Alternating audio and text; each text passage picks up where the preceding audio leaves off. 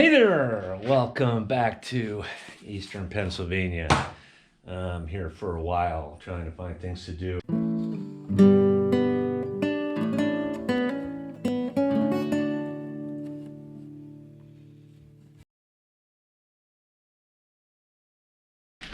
I've been cutting up scrap wood that I have, dividing it into stuff I may burn in my wood stove on the boat, such as what you're seeing here, and stuff I want to throw away. And I remembered that I hadn't done what I should have done a while ago with this topmast, and that is get rid of the rotten stuff before it propagates. I don't think it is spreading, but just in case. I've also been thinking about how to replace this wood.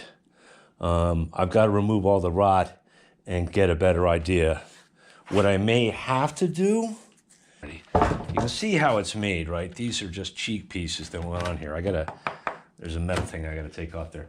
I may have to actually make a very long splice. Happily, I have the old jib boom, which is also Sitka spruce and is plenty long enough. The problem is, it is a little over 3.5 inches in diameter, whereas this has a steady taper.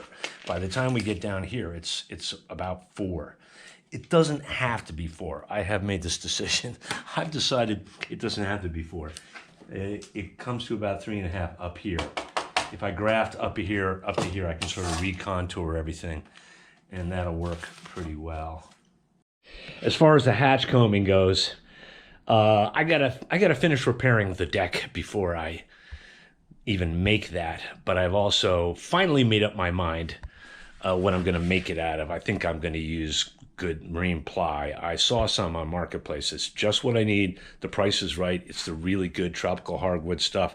Can't get it yet, but very soon. I was thinking about using part of this lovely piece of cedar, but it's too narrow. If I'm gonna make it out of a plank, it's gotta be a plank that's like 12 inches wide. Now, I've also been looking into the mysteries of what has to happen rigging-wise up here, and I think I've got a pretty good grip on it in my mind. More on that later. First things first, we'll get rid of this plate. Can I do it without destroying this thing? Can I do it without having my hand in front of the camera? Not really. I can't do anything without having my hand in front of the camera. So it would seem. Let's find a way in. There's a way in. It's really thin. It's bronze or copper. Probably going to crack it. I need something thinner than that. Yeah, this is not going to be cooperative.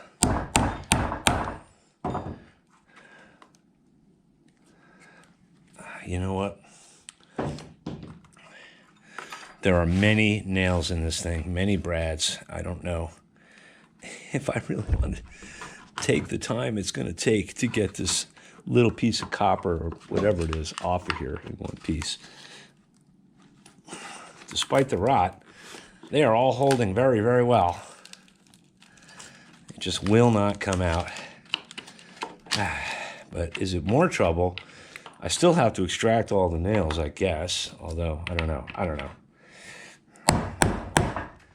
Yeah, I made an executive decision. I've already torn it, and I really don't want to spend like an entire day just getting this plate off, so I'm going to sacrifice it. I don't know if it's original anyway or even really needed. And I'm really curious to see. It doesn't seem to be bedded, this is the very bottom of the topmast. I'm curious to see if water has, been trapped in there. Look at this. That's toast. Yep, that is. It almost looks like termites, but very unlikely that it will be termites.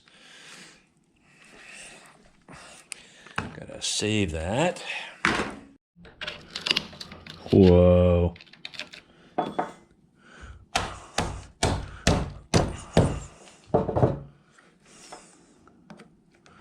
Trying to find something substantial to pry against. Wow, it's really, really bad. Yeah, my goal today, this afternoon, is to remove all rotten wood. whatever I can. And that's about it, because it's way too soon to start actually repairing this. The hatch has got to happen first. There we go.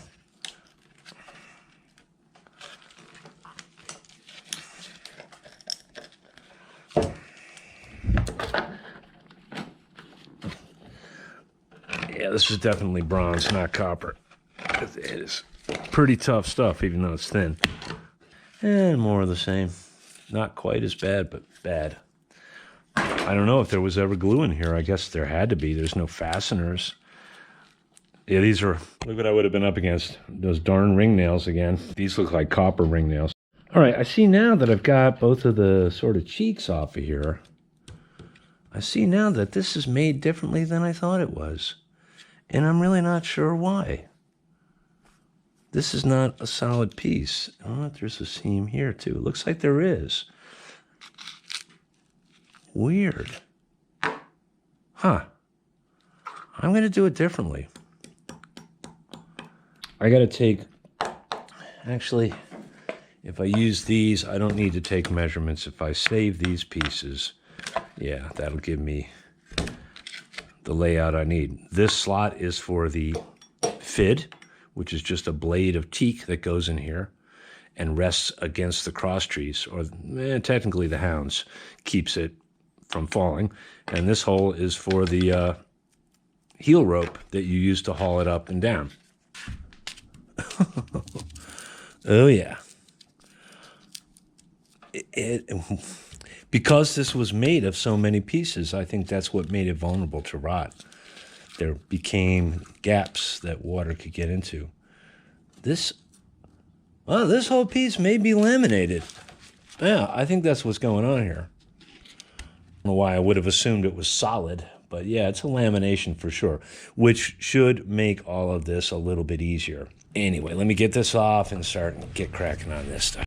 I need to determine how deep this goes. It's amazing how hard that is. But then, well, that be as bad. I think this whole bottom section is gonna have to go. Yeah, that's done. Which is also made of 2 pieces. I need a hog and chisel. Do I have any hog and chisels here? Have I got a hog and chisel? Basically has no wedge on it, but that's fine. Oh yeah. Just coming off in spectacular chunks.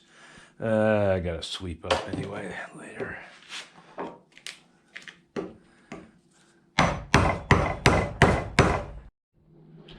This may be better than I thought in terms of how far up it goes.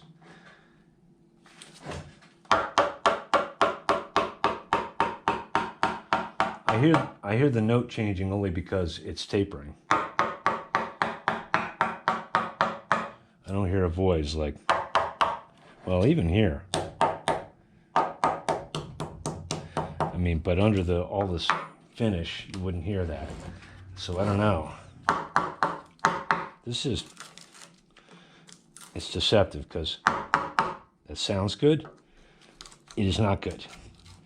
I think, geez, what do I do? Should I just cut it here and keep cutting till I know I see a good face? Because I'm going to have to create, oh yeah, I got to create a scarf that's like at least 8:1. Or since it's laminated, I could sort of relaminate it, but separating the glued laminates of the piece I want to use to repair this would be nigh and impossible, or cutting around it. I should plan on just doing a scarf in whatever direction. That's got to be 8:1 at 3.5. That's at least 2 feet.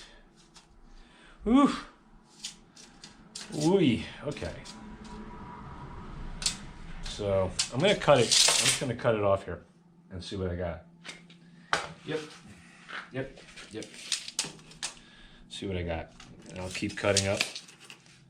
Scary to do this, but I mean, I can't do anything with this. It's just, I can't do anything. I can't just fill this. It's not gonna happen.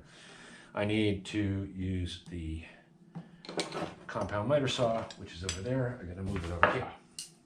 Now I realize because I have a tapered piece up against the straight fence that it's not gonna cut square, but it doesn't have to, because it's not gonna be a square cut. I have to roll it too to get all the way through. This blade isn't big enough. I just want to get rid of everything that's rotten that I can find and pray that there's no rot inside up the length of this thing.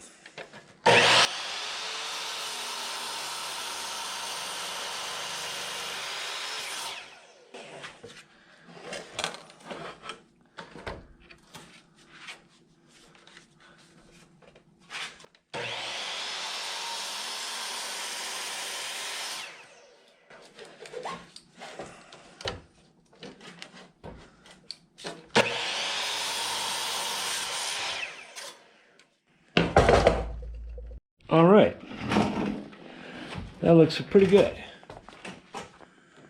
I think other than this little bit here, we can assume we've got good wood. So this is laminated flat as opposed to the pie wedge. It's made of basically 1-inch pieces. And our nominal diameter here is still 4. It'll be 3 up near the paint line.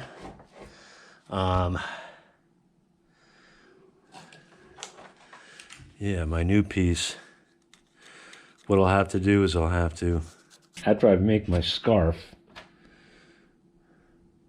just have to shave down the sides of this upper piece until it sort of all blends in, which is fine. Let's look along the length of this thing though. I'm tempted to try to get all the old acetal off of here today, but I don't really have the right scrapers, and sanding it will take like a year. I have a heat gun. I don't have any paint stripper. I don't have any money right now either. I'm dead in the water right now. I can't just go buying spoke shavers and all the stuff I need to do this right. But I don't need to take the finish off now. I just want to make sure there are no more pockets. This looks scary, but it's not bad actually. And what I'm going to do is once I get all the little soft there, once I get all this off, I'm going to do what I did on those portions of the main mast, but I'm going to do the whole thing with penetrating epoxy. Probably 2 or 3 passes with super, super thinned epoxy, then another layer, then whatever finish I put on it. I may not even, I don't know. Boat soup, yeah, boat soup. I don't know. Certainly white paint. So the parts that are painted white now will get painted white again. This finish got mangled. This is the aft face of this thing, which was facing basically south without moving for about 10 years. If you compare it to the other side, looks a lot better. I don't know what that is in there. Why am I bleeding? This here is where the shrouds go, where probably the backstays, the running backstays will go. I'm going to have spliced eyes and slip them over the end and bring them all the way down here. I think I'm going to leave this and just paint around it. It's fine. And clean it and put some new black paint or tar or something on it. Mostly so I don't have to worry about losing that measurement, because it's going to be kind of critical. Nice.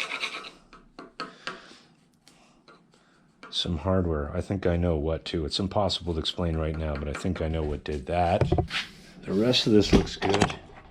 I'll have to dowel and re-drill the holes for the there's a good gravy. There's a pad eye that is attached to a swivel shackle for, I believe, the topsail halyard. This is for the topsail halyard. Probably not. I think this is just a flag halyard for a pennant or something.